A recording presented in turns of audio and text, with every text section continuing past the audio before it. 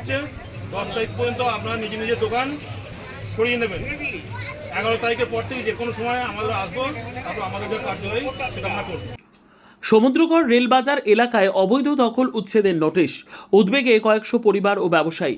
পূর্ব রেলের পক্ষ থেকে সমুদ্রগড় রেলবাজার এলাকায় রেলের জমিতে অবৈধভাবে গড়ে ওঠা দোকান, গুমটি ঘর, গ্যারেজ এবং অন্যান্য স্থাপনা সরিয়ে নেওয়ার জন্য নোটিশ জারি করা হয়েছে।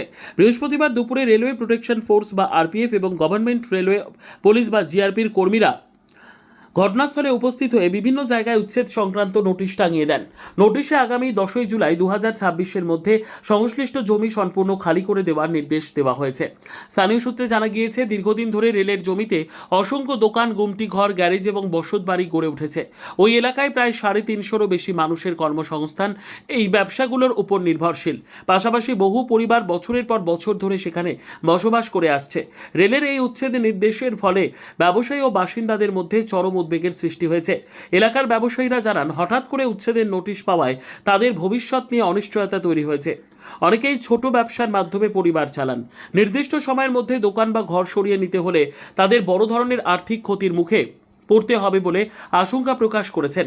অন্যদিকে স্থানীয় বাসিন্দাদের একাংশের দাবি, দীর্ঘদিন ধরে তারা ওই এলাকায় বসবাস করছেন এবং তাদের বিকল্প পুনর্বাসনের ব্যবস্থা না করে উচ্ছেদ করা হলে চরম সমস্যার সম্মুখীন হতে হবে।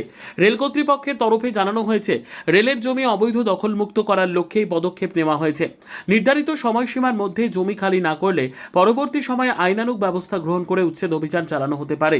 তবে বিষয়টি নিয়ে এলাকা জুড়ে ব্যাপক চাঞ্চল্যের সৃষ্টি হয়েছে এবং আগামী দিনে প্রশাসনের পক্ষ থেকে কি পদক্ষেপ নেওয়া হয় সেদিকেই নজর রয়েছে স্থানীয়দের। শাহিদ জাফরের রিপোর্ট, সুন্দর বাংলা নিউজ। এই যে জায়গায় বসবাস করে সংসার চালাতো, সেই সংসার চালাতে পারবে না।